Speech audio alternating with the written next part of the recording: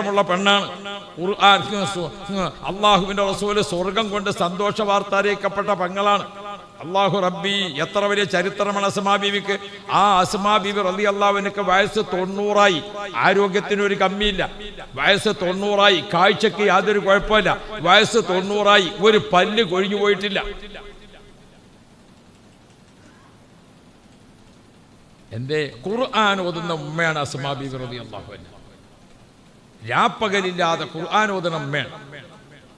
ഖുർആൻ ഓതുന്നവരെ മനസ്സിൽ സ്നേഹമുണ്ടാകും. ഒരു ഭാര്യയും ഭർത്താവും ആ വിവാഹത്തിന്റെ അന്നത്തെ മധുവിധു ആഘോഷിക്കുന്ന ആദ്യ രാത്രിയിൽ അവർ തമ്മിലുള്ള സ്നേഹം എത്രയാണോ അത് 60 അല്ല 90 വയസ്സായാലും അത് നിലനിൽക്കണം. സ്നേഹത്തിന് വയസ്സാവോ? ഇങ്ങക്ക് വയസ്സായിട്ടുണ്ടോ? നിങ്ങൾക്ക് 60 പെണ്ണുങ്ങൾക്ക് 55 അല്ലേ? സ്നേഹത്തിന് വയസ്സെത്തിനായി? സ്നേഹത്തിന് വയസ്സായിക്കണം. സ്നേഹത്തിന് പല്ല് കൊഴിഞ്ഞിക്കണം. സ്നേഹത്തിന് കണ്ണാണാതെ വെക്കണം. സ്നേഹത്തിന് ചെവി കേൾക്കാതെ വെക്കണം. മുത്ത് നബി മുഹമ്മദ് മുസ്തഫ നബി തങ്ങൾക്ക് 63 ഇങ്ങനെ പൂർത്തിയായി വരികയാണ്. ആയിഷ ബീവിക്ക് അന്ന് എത്രയാണ്? 18 പൂർത്തിയായി വരികയാണ്. ആ സമയത്ത് റസൂൽ സല്ലല്ലാഹു അലൈഹി വസല്ലമ തങ്ങൾ ഒരു ഗ്ലാസ് പാല് ആയിഷ ബീവി റളിയല്ലാഹു അൻഹ പാല് പകുതി കുടിച്ചിട്ട് റസൂലുള്ളാഹിക്ക് കൊടുത്തു. അപ്പൊ റസൂലുള്ള എന്ത് ചെയ്തു? ആ കുടിച്ച ഗ്ലാസ് ഇങ്ങനെ വാങ്ങിയിട്ട് അതിങ്ങനെ തിരിച്ചു പിടിച്ചിട്ട് റസൂലുള്ള കുടിച്ചു. എന്തിന്? ആയിഷ ബീവി ചുണ്ട് വെച്ച സ്ഥലത്ത് വെച്ചിങ്ങാണ്ട് കുടിക്കാൻ. മനസ്സിലായോ? ഭാര്യയും ഭർത്താവും തമ്മിലുള്ള സ്നേഹം അതിന് വയസ്സില്ല, അതിന് പ്രായമല്ല, അതിന് രോഗമല്ല, അത് സ്നേഹമാണ്. സ്നേഹം എന്നും യുവത്വമാണ്. ആ കൃപ ഭാര്യ ഭർത്താക്കൾക്കിടയിലുണ്ടോ അത് കുട്ടികൾ കാണുകയാണ്. ഉമ്മയും ബാപ്പിയും നല്ല സന്തോഷത്തില്, ഉമ്മയും ബാപ്പിയും ഇപ്പൊ ചിരിച്ച് കളിച്ച് റാഹത്തില്. അപ്പൊ ഇത് കാണുകയാണാര്? നമ്മളെ ചെറിയ പെൺകുട്ടികൾ. ഇത് കാണുകയാണാര്? നമ്മളെ ചെറിയ ആൺകുട്ടികൾ. അപ്പൊ കുട്ടികൾ പഠിക്കണത് സ്നേഹമാണ്, കുട്ടികൾ പഠിക്കണത് വാത്സല്യാണ്, കുട്ടികൾ പഠിക്കണത് അല്ലാഹ്. അതേ സമയത്ത് ഭാര്യയും ഭർത്താവും ചില കാരണങ്ങളെ തെറ്റി നിൽക്കാൻ, അങ്ങോട്ടും മുണ്ടൂല്ല മുണ്ടാതെ കുഞ്ഞു. ഇപ്പൊ ഏറ്റവും ഹാർവേഡ് യൂണിവേഴ്സിറ്റിയിൽ നടന്ന ഏറ്റവും പുതിയൊരു പഠന റിപ്പോർട്ട് മിനിഞ്ഞാന്തത്തെ വീക്കിലിയിൽ വന്നു. എന്താണത്? ഒരു ഭാര്യയും ഭർത്താവും ഒരു പ്രാവശ്യം ഒന്ന് വഴക്കിട്ടിട്ട് കുറച്ചേരം തെറ്റി നിന്നാൽ 15 സിഗരറ്റ് ഒപ്പം വലിച്ചാൽ ഹാർട്ടിന് എത്ര കേട് വരുമോ അത്ര കേട് ഹൃദയത്തിന് വരും. നമ്മൾ ആലോചിക്കണം. ഭാര്യ ഭർത്താവ് എന്താ ഒന്ന് പിണങ്ങി, ആ പിണക്കം 15 സിഗരറ്റ് ഒരുമിച്ച് വലിച്ചാൽ നിന്റെ ഹാർട്ടിന് എത്ര കേട് വരുമോ അത്ര കേട് ആ പിണക്കത്തിനുണ്ട്. അതാണ് പുതിയ പഠനം. പിണക്കമല്ല വേണ്ടത്, ഇണക്കമാണ്. നമുക്ക് അല്ലാഹു തആല തരുന്ന മക്കള്, ആ മക്കളെ മുമ്പിൽ നമ്മുടെ ഭാര്യ സന്തോഷത്തിൽ ആരോഗ്യത്തിൽ നിൽക്കണം, നമ്മള് നല്ല ഐശ്വര്യത്തിൽ നിൽക്കണം. അപ്പൊ ഉമ്മയും ബാപ്പിയും, കുട്ടികൾക്ക് ഉമ്മയും ബാപ്പിയും, ഞമ്മക്ക് ഭാര്യയും ഭർത്താവും ഇല്ലേ? നമ്മൾ എപ്പോഴും എങ്ങനെയായിരിക്കണം? സന്തോഷം, സ്നേഹം. അതാണ് അള്ളാഹുവിന്റെ ഖുർആൻ ബിൽ മവദ്ദത്തി വറഹ്മ. നബി കരീം സ്വല്ലല്ലാഹു അലൈഹി വസല്ലമ തങ്ങൾ വയസ്സ് 63 എത്തിയപ്പോഴും നബി തങ്ങൾ ഉമ്മു സലമ ബീവിയോട്, നബി സല്ലല്ലാഹു അലൈഹി വസല്ലം തങ്ങൾ സൗദാ ബീവിയോട്, നബി സല്ലല്ലാഹു അലൈഹി വസല്ലം തങ്ങൾ സൈനബ ബീവിയോട്, നബി സല്ലല്ലാഹു അലൈഹി വസല്ലം തങ്ങൾ ആയിഷ ബീവിയോട് ദേഷ്യപ്പെട്ട് സംസാരിച്ചിട്ടില്ലല്ലോ. നബി തങ്ങളെ നാവുകൊണ്ട് ഒരാളെ ചീത്ത പറഞ്ഞിട്ടില്ലല്ലോ. നബി സല്ലല്ലാഹു അലൈഹി വസല്ലം തങ്ങളെ കൈ കൊണ്ട് ഒരാളെ അടിച്ചിട്ടില്ലല്ലോ. പ്രിയപ്പെട്ടവരെ, നമ്മുടെയൊക്കെ ഹൃദയത്തിൽ കൃപ, ആ ഒരു വല്ലാത്തൊരു എന്താ പറയാ, ഒരു വല്ലാത്തൊരു വാത്സല്യം, അത് നമ്മളും അള്ളാഹുമായി ബന്ധപ്പെട്ട കാര്യത്തിലുണ്ടോ? നമ്മളും സൃഷ്ടികളുമായി ബന്ധപ്പെട്ട കാര്യത്തിലും ഉണ്ടാവണം. നമ്മളെ ഉമ്മാക്ക് നമ്മൾ കൊടുക്കേണ്ട. ഇന്നത്തെ പത്രം വന്നപ്പോ ഫസ്റ്റ് തന്നെ ഒരു വലിയ വാർത്ത. എന്താ വാർത്ത? അല്ലാഹു റബ്ബി, കുടുംബ കോടതിയിൽ നിന്ന് ഉമ്മാക്ക് ചെലവിന് കൊടുക്കാത്തതിന്റെ പേരിൽ,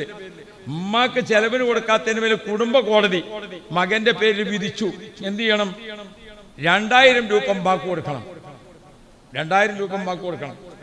ആ കേസ് വിധിക്കണ സമയത്ത് ഉമ്മാന്റെ വയസ്സത്തിലാണ് 92. മാതാവിന്റെ വയസ്സത്തിലാണ് 92. ഇപ്പൊ മകൻ അത് പൈസ കൊടുക്കൂല എന്ന് പറഞ്ഞിട്ട് കേസ് കൂടിയിട്ട് കുടുംബ കോടതിയിൽ നിന്ന് എവിടെത്തി? ഹൈക്കോടതിയിലെത്തി. ഹൈക്കോടതി ജഡ്ജി ഇന്ന് വിധി പറയുമ്പോൾ പറഞ്ഞു, ഇങ്ങനത്തെ വാദം കേൾക്കേണ്ടയും വിധി പറയേണ്ടതും ദുര്യോഗം എന്റെ ജീവിതത്തിൽ ഉണ്ടായിപ്പോയല്ലോ എന്നത് ഞാൻ അത്ഭുതപ്പെടുകയാണ്. ഒരു മകൻ ഉമ്മാക്കെതിരെ കേസ് കൊടുത്തിട്ട് ഹൈക്കോടതിയിൽ എത്തിച്ചിട്ട് ഉമ്മ എതിർ സ്ഥാനാർത്ഥിയായിട്ട് മകൻ ഇപ്പുറത്ത് വെച്ചിട്ട് വക്കീലിന് വെച്ചിട്ട് വാദിക്കേണ്ട ഒരു സ്ഥലത്തേക്ക് മക്കൾ എത്തിപ്പോയോ?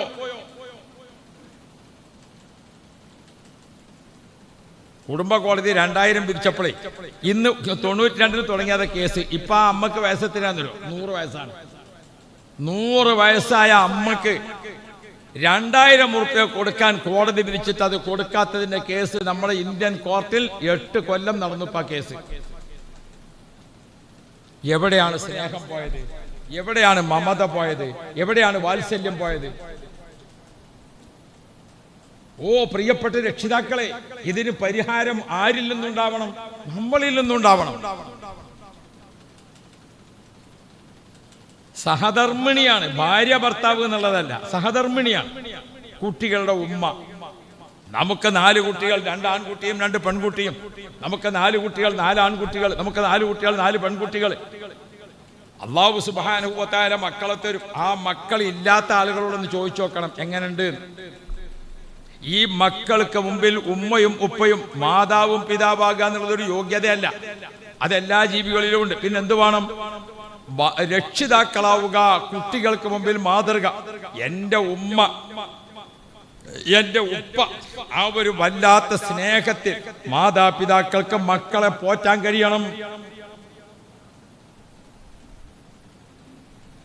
മക്കളും മാതാപിതാക്കളും ഭാര്യയും ഭർത്താവും ഉമ്മയും ബാപ്പയും എത്ര സ്നേഹത്തിലും സന്തോഷത്തിലും പുഞ്ചിരിച്ചും അതിങ്ങനെ കുട്ടികൾ കാണുമ്പോൾ അതാണ് മക്കളിലേക്ക് പകരുക. ഓ പ്രിയപ്പെട്ട മുഅ്മിനുകളെ, ഇനി എന്തെങ്കിലും കാരണത്താൽ നമ്മൾ ഭാര്യ ഭർത്താക്കന്മാർ തമ്മിൽ എന്തെങ്കിലും ചെറിയ സൗന്ദര്യപ്പിണക്കം വന്നാൽ അത് കുട്ടികളെ അറിയിക്കാൻ പാടില്ല.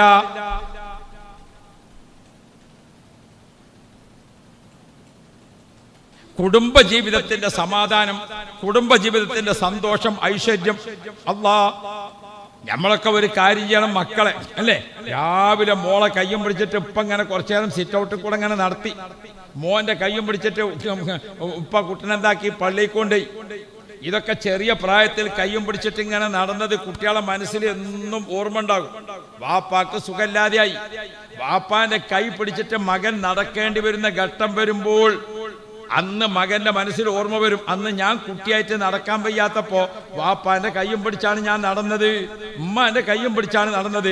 ഇന്ന് ആ തിരിച്ച് ഞാൻ പിടിക്കാൻ കടപ്പെട്ടിരിക്കുന്നു.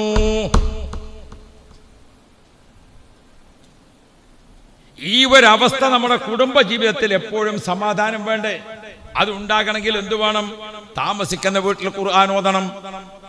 രാവിലെ സുബഹി നിസ്കരിച്ചിട്ടൊരൽപ്പം, മഗ്‌രിബ് നിസ്കരിച്ചിട്ടൊരൽപ്പം ഖുർആൻ ഓതുന്ന പതിവ് ഓരോരുത്തരുടെ കഴിവിനും ഓരോരുത്തരുടെ ടൈമിനനുസരിച്ച് ഓതിയാൽ മതി. കുറേ ഓതണമെന്നൊന്നും നിർബന്ധമല്ല. ഒരു പേജേ ഓതാൻ പറ്റുള്ളൂ, മാന്യമായിട്ട് ഓതാം. ദിവസവും നമ്മുടെ വീട് ഒരു ഖുർആൻ നീ ഓതണം ഓതണം. ഇന്നല്ലദീന യത്ലൂന കിതാബല്ലാഹ്. ഇപ്പൊ ഏതെന്നാളെ ഒരു കുട്ടി പള്ളിക്കൊക്കെ വന്നു കാണും, മുസാബിടുത്തും കാണും, ഇങ്ങനെ മറിച്ച് തന്നെയാണ്. അപ്പൊ 3-4 കാരണന്മാരിങ്ങനെ നോക്കിക്കുണ്ട്. അപ്പൊ ഇപ്പൊ ഇങ്ങനെ മറിച്ചാ പിന്നെയും മറിച്ചാ പിന്നെയും മറിച്ചാ.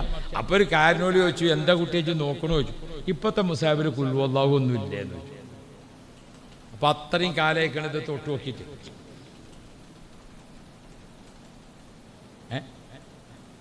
നമ്മളെ വീട് റഹ്മത്തിന്റെ മലക്കുകൾ വരണം, ഹഫളത്തിന്റെ മലക്കുകൾ വരണം, കിറാമൻ കാത്തിബികളായ മലക്കുകൾ വരണം, മുഅക്കിലീങ്ങളായ മലക്കുകൾ വരണം, മലായിക്കത്തിന്റെ ബറ്റാലിയൻ വീട് ദിവസം ഒന്ന് കയറി ഇറങ്ങണം.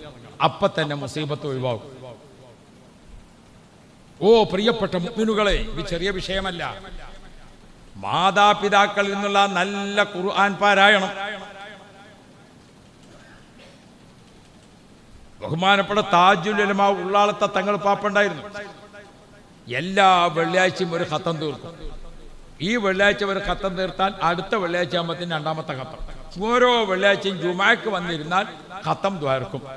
ജുമാ കഴിഞ്ഞ് ഖത്തം തുടങ്ങി പിറ്റേത്തെ വെള്ളിയാഴ്ചക്ക് 2ാമത്തെ ഖത്തം. അത് ബഹുമാനപ്പെട്ട ഉപ്പാപ്പ 15ാമത്തെ വയസ്സിൽ ഖുർആൻ ഹിഫ്ളാക്കി. 15-ാമത്തെ വയസ്സിൽ ഖുർആൻ ഹിഫ്ളാക്കി. ആ ഖുർആൻ ഖത്തം തീർക്കണ ഉപ്പാപ്പ വഫാത്താകണത് എപ്പോഴാണ്?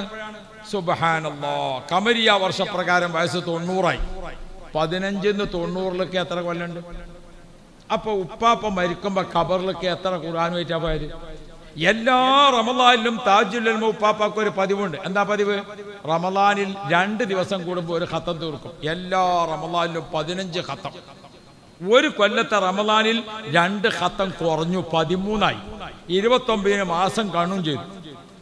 രാത്രി മുഴുവനും ഉപ്പാപ്പ കരഞ്ഞു, എന്റെ ഖുർആൻ ഖത്തം തീർന്നിട്ടില്ലല്ലോ, ഞാൻ 15 ഖത്തം റമളാനിൽ തീർക്കണതല്ലേ, അതിപ്പോ 13 ആയിട്ടുള്ളൂ. നേരം വെളുക്കോളം കരഞ്ഞു ഉപ്പാപ്പ. പ്രിയപ്പെട്ട മുഅ്മിനുകളെ, ഖുർആനാണ് നമ്മുടെ. ഉമ്മയുടെ ഗർഭാശയത്തിൽ ഗർഭിണികളോടൊക്കെ പറയണം, സഹോദരിമാര് ശ്രദ്ധിക്കണം, ഗർഭകാലത്ത് നല്ലോണം ഖുർആൻ ഓതണം. ഉമ്മയുടെ ഗർഭാശയത്തിൽ കിടക്കുന്ന കുട്ടി ശരീരത്തിന്റെ പാർട്സുകളൊക്കെ അല്ലാഹു തആല ഇങ്ങനെ രൂപപ്പെടുത്തി വരുമ്പോ ഏറ്റവും ആദ്യം പ്രവർത്തനം തുടങ്ങുക ഏതാണെന്നറിയോ? കേൾവിയാണ്. ഉമ്മയുടെ ഗർഭാശയത്തിൽ തന്നെ ഏത് തുടങ്ങും? കേൾവി തുടങ്ങും. ഭൂമിക്ക് വന്നാൽ ആദ്യം ഏത് തുടങ്ങും? കേൾവി തുടങ്ങും. മനസ്സിലായോ? അതാണ് മരിക്കുമ്പോ അവസാനം മരിക്കുന്നത് കേൾവിയാണ്. എത്ര ഓർമ്മയില്ലാതെ കടന്നാലും ഏതുണ്ട്? കേൾവിയുണ്ട്. മറുപടി പറയാൻ പറ്റണില്ല എന്നേ ഉള്ളൂ. അതാ ഓർമ്മയില്ലാതെ കിടക്കുമ്പോൾ ചിലപ്പോൾ നമ്മളിങ്ങനെ വിളിച്ചാന്താക്കും, കാരണം ഇങ്ങനെ എന്തോ ഒരു സൗണ്ട് കേട്ടിട്ടുണ്ട്. അതുകൊണ്ട് ഏത് ഖുർആൻ തഫ്സീറുകളൊക്കെ അത് പറയുന്നു. പഞ്ചേന്ദ്രിയങ്ങളെ കുറിച്ച് പറഞ്ഞ ഖുർആനൊക്കെ ആദ്യം പറഞ്ഞത് കേൾവിയാണ്. ഇന്ന സമഅ വൽ ബസറ, ആദ്യം തുടങ്ങുന്നത് കേൾവിയാണ്. ഉമ്മയുടെ ഗർഭാശയത്തിൽ വെച്ച് ഗർഭിണിയായ ഉമ്മ ആയത്തുൽ കുർസി ഓതട്ടെ, ഗർഭിണിയായ ഉമ്മ ദിവസം ഖുർആൻ ഓതട്ടെ. ആ ഖുർആൻ ഇങ്ങനെ കേട്ടിട്ട് കുട്ടി കേട്ടുകൊണ്ടിരിക്കും. ഭൂമിയിൽ വന്നിട്ട് ഓതാൻ തുടങ്ങുമ്പോൾ അല്ലാഹ്, കുട്ടിയത് കിടകൾ വലത്തെ ചെവിയിൽ ബാങ്ക് കൊടുക്കണമെന്നല്ലേ, കേൾവി ആദ്യം തുടങ്ങും. മരിക്കാൻ കിടക്കുന്ന ആളത്തും ഏതു വേണം? ഖുർആൻ ഓതണം. നമ്മുടെ ഏറ്റവും പ്രധാനപ്പെട്ട ഗർഭാശയത്തിലും ഭൂമിയിലും ഖബറിലും എല്ലാം ഉള്ള വെളിച്ചം നമുക്ക് ഖുർആനാണ്. അതുകൊണ്ട് മുതിർന്ന തലമുറയിലെ ഉമ്മമാർ ഉപ്പമാരെ